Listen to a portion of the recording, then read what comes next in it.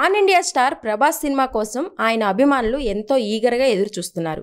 రీసెంట్గా సలార్ సినిమాతో solid hit అందుకున్న డార్లింగ్ ప్రస్తుతం నాగ్ అశ్విన్ దర్శకత్వంలో ఓ సినిమా చేస్తున్నారు.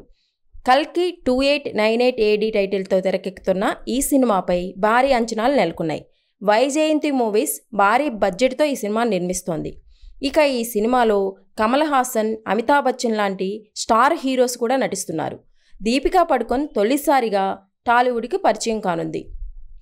ప్రస్తుతం ప్రీ ప్రొడక్షన్ పనులు జరుపుకుంటున్న ఈ సినిమాను మే 9న విడుదల చేస్తామని ఇప్పటికే ప్రకటించారు మేకర్స్.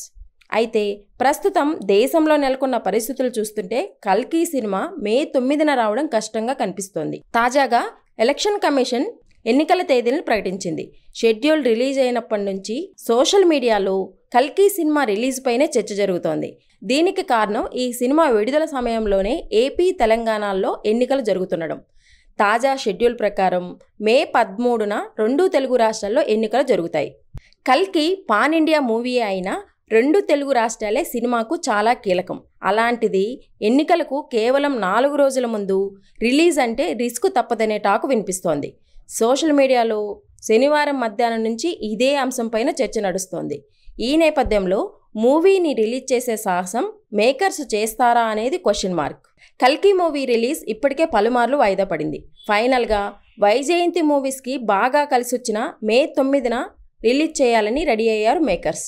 ఆ రోజు కోసం ఫ్యాన్స్ కూడా వెయిట్ చేస్తున్నారు. కానీ తాజాగా వెలువడిన ఎన్నికల షెడ్యూల్తో సినిమా రిలీజ్ డౌట్గానే కనిపిస్తుంది.